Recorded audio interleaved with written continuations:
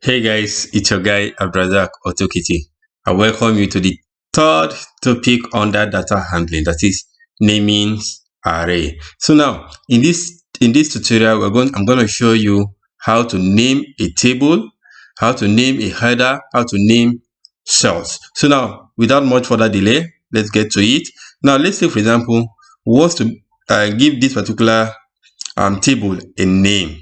The first thing you do is just for you to highlight the table. After highlighting the table, you make sure you select everything. Then you press Ctrl F3. Then once you press Ctrl F3, it will bring out the name manager. So now the next thing you do is just to click new. Then you write the name. So the name that we wants to give to this particular data set is what? Market. Let's assume we want to name it as market performance, marketing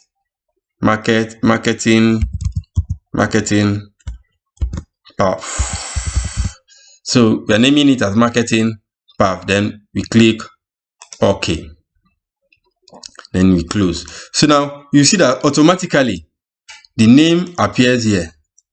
You know, before this particular name is not here. If we click on this particular name now, you see that the entire data set will be highlighted. So now this is how you name the entire table. Let's take, for example, we want to name the header. Let's assume we want to select this particular header to give it a name. Let's say we want to name it as a marketing performance header. So now the next thing you do is just press Ctrl F3. Once you press Ctrl F3, it will bring out name manager. Then you write, let's say we'll write marketing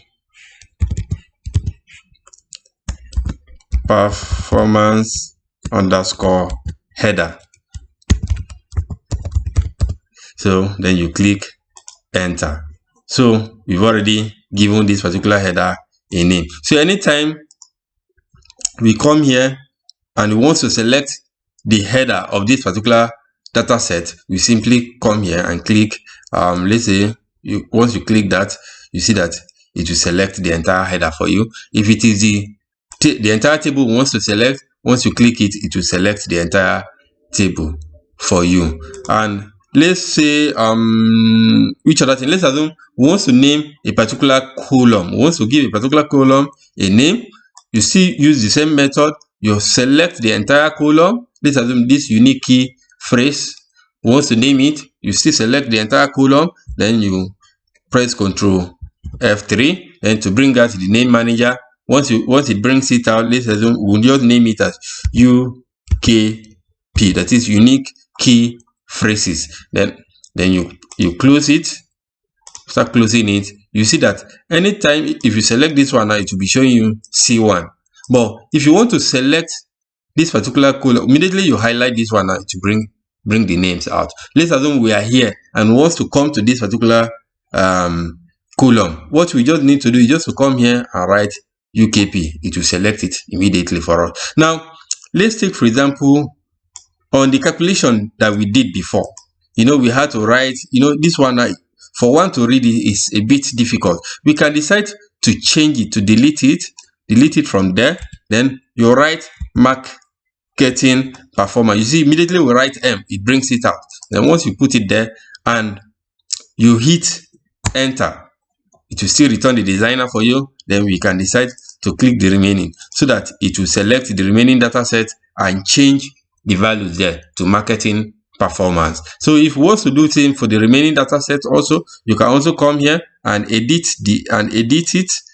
You edit the table array by writing, then you now replace it with marketing performance. Once you double click it and hit enter, then you see that the name has been changed to marketing performance. Then for here it has not been changed. So now for us to change this other one, you just simply double click this one to copy the formula down for the remaining data set. You see that marketing performance is now here. So now this is how you name data cells. This is how you name array in data handling in Excel. So thanks for listening. I hope to see you next time. Bye bye.